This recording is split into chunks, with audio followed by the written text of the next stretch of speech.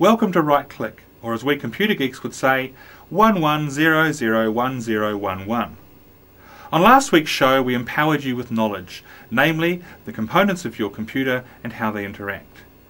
This week, armed with that information, we'll talk about venturing into a computer store to buy a new PC, or maybe to upgrade your existing one. Daniel's back with Tech Toys.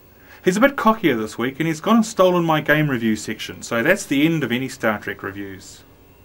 We've got a lot of geek speak ahead, so scull that V and settle back as we launch into the basics.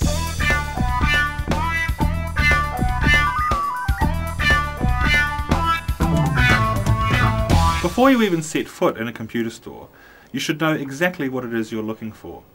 It's so easy to become distracted by pretty lights and shiny salesmen and end up walking out with something that you can't even pronounce, let alone operate. Ooh, honey, I just got us an Ultra DMA66 IDE connector. So what are you going to use the new PC for? If it's just for writing letters or printing out GST invoices, you won't need a machine with all the bells and whistles.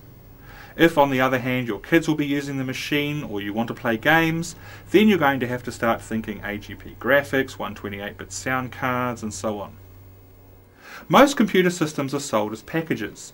They might include a scanner, a printer, preloaded software, and so on. This means that theoretically you can take one home, plug it in, turn it on, and start using it right away. There should be a package to suit your needs. I'm going to go through the components of a computer package to give you an idea of what sort of specifications to expect. The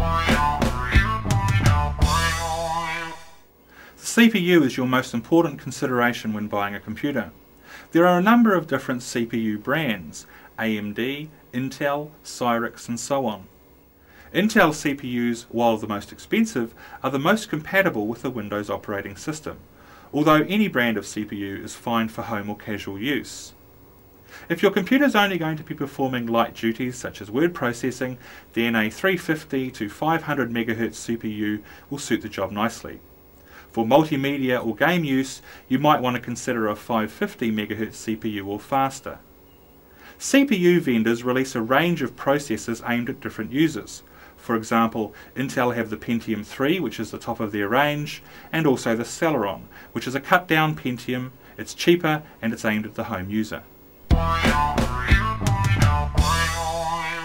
Your computer needs a minimum of 32 MB of RAM to run effectively, but it will run a lot happier with 64 or even 128 MB of RAM installed, depending on how you intend to use your system. One of the symptoms of RAM under-resourcing is your computer having to store information instead to the hard drive. You'll hear your hard drive thrashing whenever your computer has a lot of work on.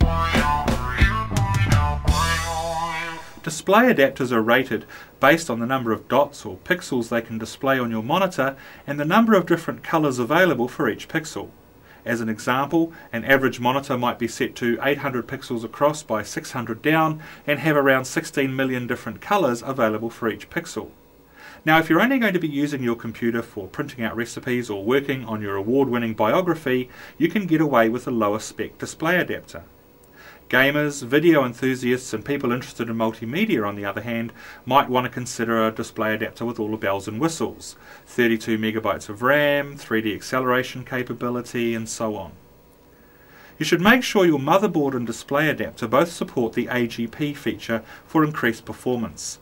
Talk to your local computer dealer. Good display adapter brands include Matrox, Creative, and 3DFX. Your computer should come with a sound card for playing music CDs and making computer noises in general. Good quality cards such as Creative offer Pro Logic and Dolby surround sound support. And you can pick up some very nice PC speakers and subwoofers if you shop around. Hard drives store all of your software and data, and it's amazing how quickly you can fill one up.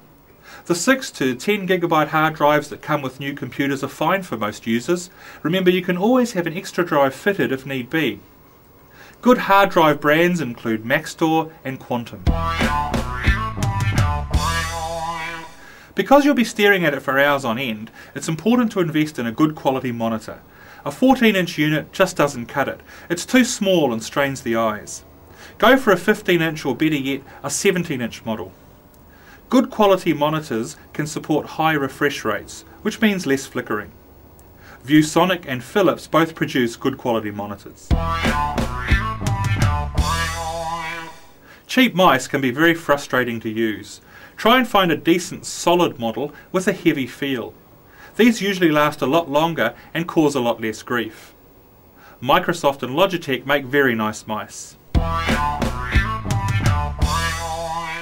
Most keyboards are very similar. You can buy ergonomic split models to help prevent RSI and wrist strain, as well as wireless keyboards that help reduce the clutter of cables around your system. Again, Microsoft and Logitech make very nice keyboards. CD-ROM drives are normally rated by their speed, which is usually expressed as a multiple of the speed of a normal CD player. Your new system should come with a 40 to 52 speed CD-ROM drive. Sony make very nice CD-ROM drives. If you're interested in DVD, you can pay a little bit extra and get a DVD-ROM drive. This will play DVD movies as well as normal CDs.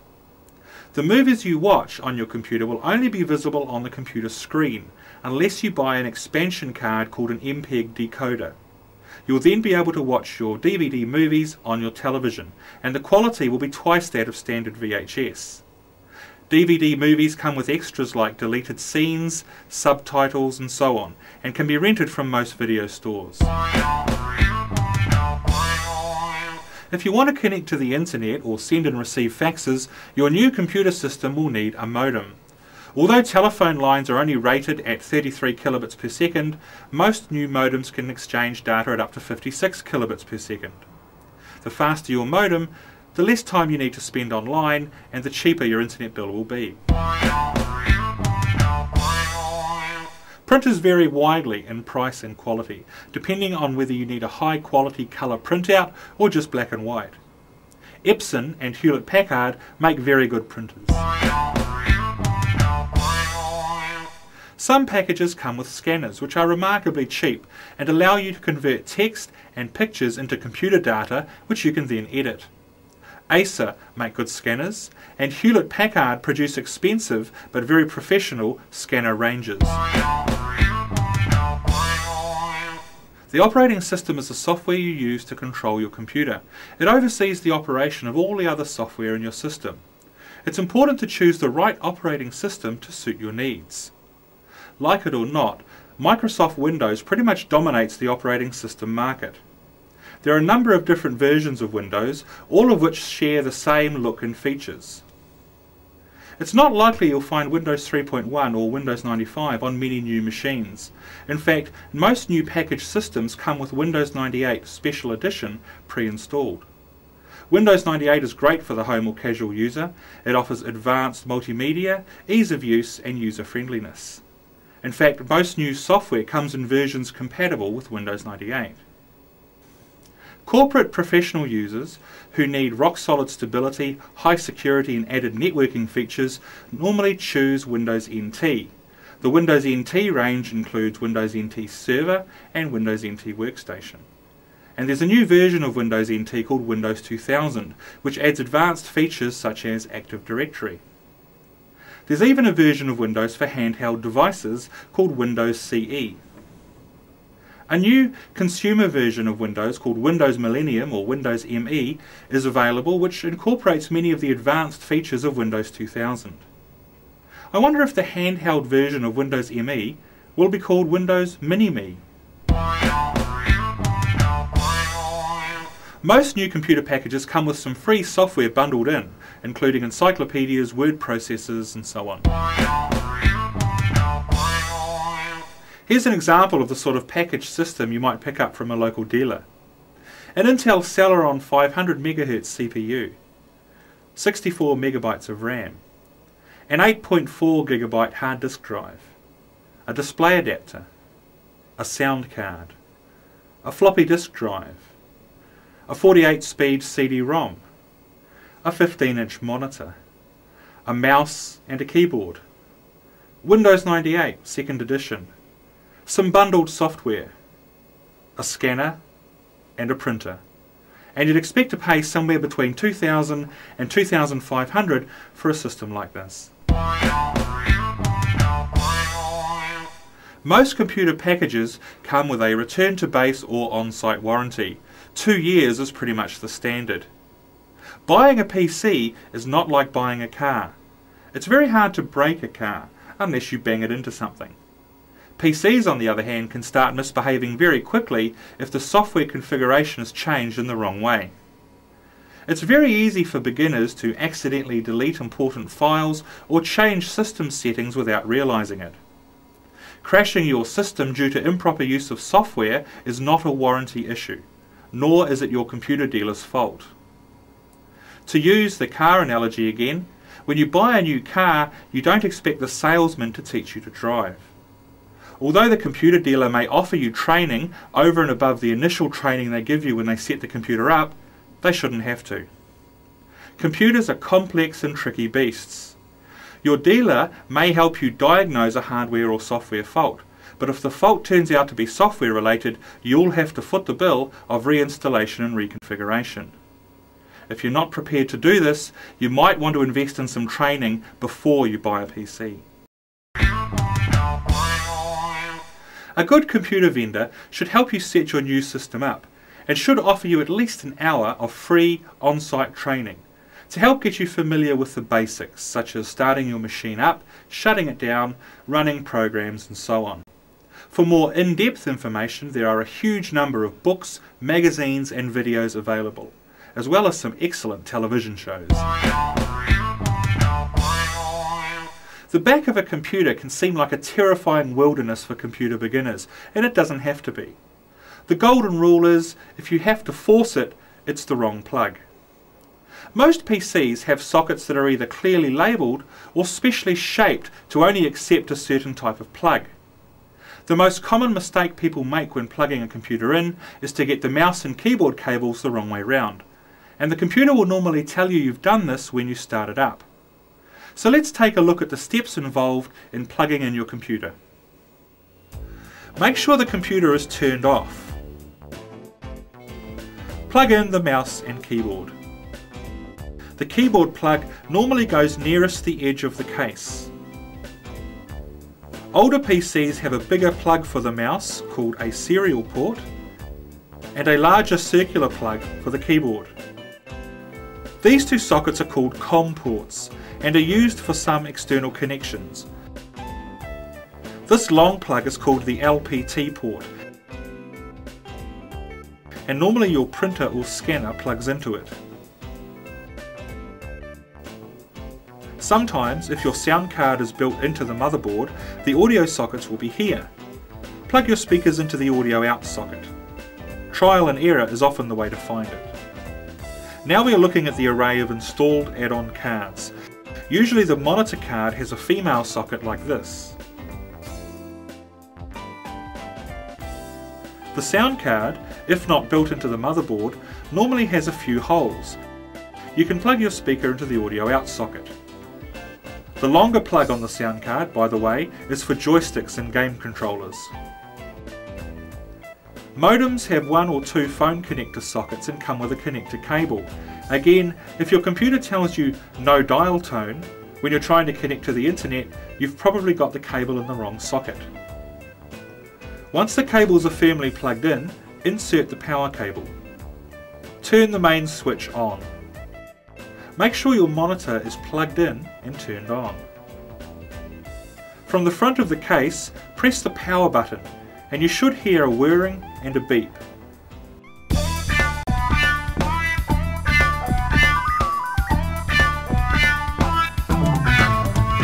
One of the most common questions that internet beginners ask, other than "How did that naughty picture get onto my computer?" is "How do I download a file?" Now, to help answer this question, you need to know a little bit about how the internet works. Across the globe, thousands of powerful computers called servers exchange internet data. When you click on a link to a web page or a file, that request is passed from server to server until it reaches the machine that holds the data you're interested in. The file is chopped up into little pieces called packets, which are sent through the internet back to your machine, where your web browser puts them together again for you. So downloading the file is the same process you follow as clicking on a link to another web page. Good websites will not only display a link to a file, they'll also tell you the size of the file so you can estimate how long it's going to take to download. Some websites offer mirrors, which are links to the same file on other servers. You can then choose to download the file from the server closest to you. Clicking a link brings up your browser's Save As window, asking you where to save the file you are downloading. Once you click Save, the download begins. The speed of the download can depend on where in the world the file is coming from, how busy the internet is, how fast your internet connection is, and so on. Once the download dialog box disappears, your file is done. Now, in some situations you might end up with an incomplete and therefore useless file.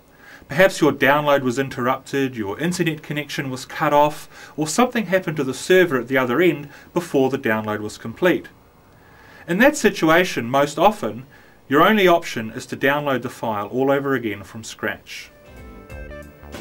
A great and free utility called Gozilla is available from www.gozilla.com. It handles all downloads for you and will automatically resume them if they are cut off.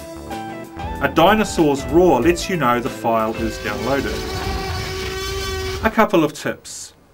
Many files available for download are compressed to save space and speed up download time. They're usually in a common format called a zip file. The file name ends in .zip. Now, to use these files you need a free utility called WinZip from www.winzip.com. This will allow you to uncompress the file again so that you can use it. Remember too that if you're downloading files from the internet, you really should have a good quality antivirus program installed to protect you from infected files. www.mcafee.com is the site to go for a really good quality antivirus package.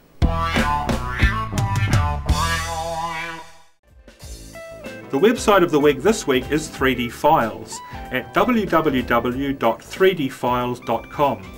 Here you can download the latest game demos and patches, as well as screensavers, and read online reviews of upcoming games and hardware.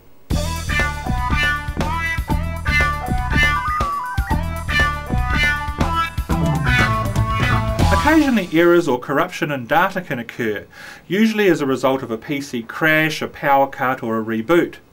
These errors can accumulate and result in a loss of data.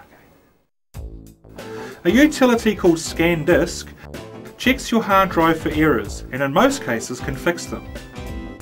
ScanDisk is found in the System Tools menu under Accessories, under Program Files. Ticking Automatically Fix Errors is a good idea. Choosing Thorough as a scan option means that the scan could take hours as it examines your drive in minute detail.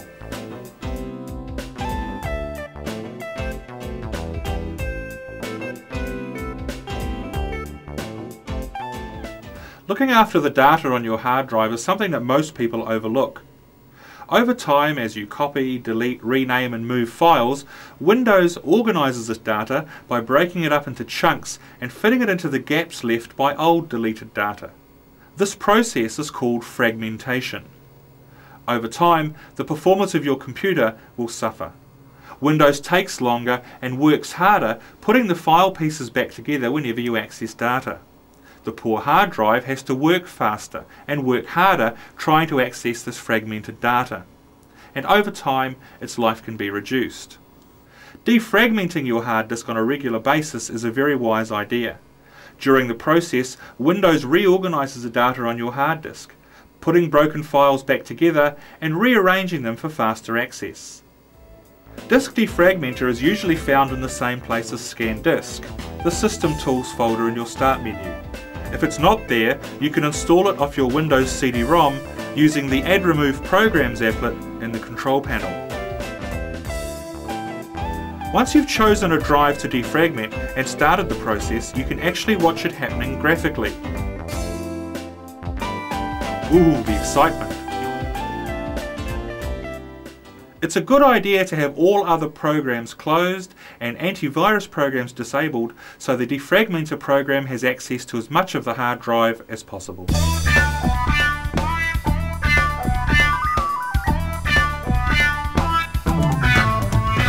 Hi everybody, welcome back. This week we're going to be looking at some great products to help those of us who suffer from a very common problem. Our keyboards are out to get us. If you're like me, a two-finger typist, you can probably only type around about 10 words per minute. 7 of those words end up wrong anyway because the keyboard has sneakily swapped keys round when we weren't looking. While 10 words a minute is great for those of us who use the computer to send the odd email or maybe play computer games, it doesn't impress potential employers in today's competitive workforce. Having good keyboard skills can be the advantage that lands you a job ahead of someone else.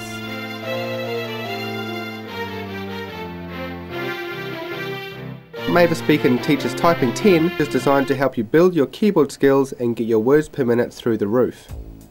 Mavis guides you in a slow and user-friendly way, and the software comes with typing games, ergonomic body posture tips, adaptive testing, and age-appropriate content.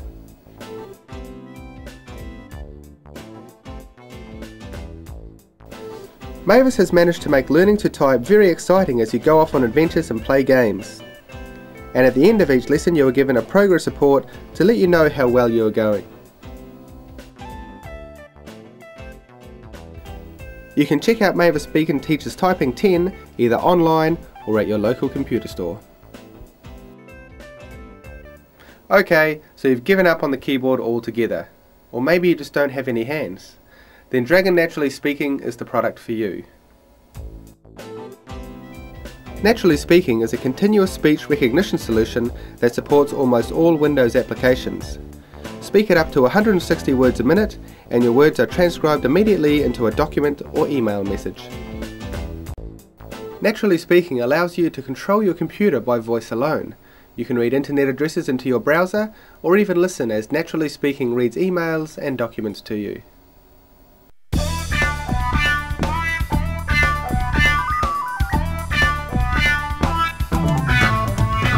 When most people think of first-person 3D shooters, ID Software's Quake series immediately springs to mind. The small Texas-based company has been involved in almost all of the first-person shooters that are now considered classics. Before we move on, I feel I must make an apology for the references made to Star Trek in last week's episode. That little fiasco will never happen again. Quake 3 Arena's focus is its multiplayer deathmatch component. However, it does offer a great single-player mode.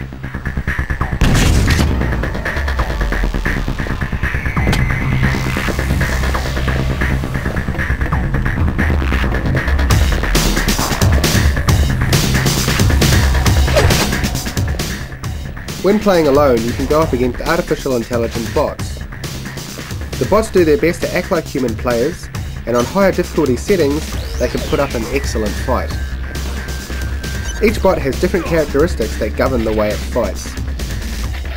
The single player mode is fun up to a point, but the multiplayer mode is where the action really is.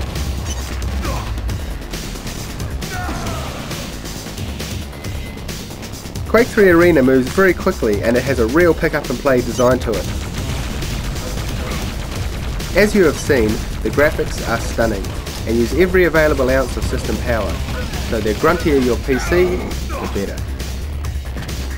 It goes without saying you must have a fairly high-spec 3D accelerator installed to play this game. My rating, 9,670 out of 10,000. Thanks for watching. Don't forget to check out our website and ask us questions online. See you next week.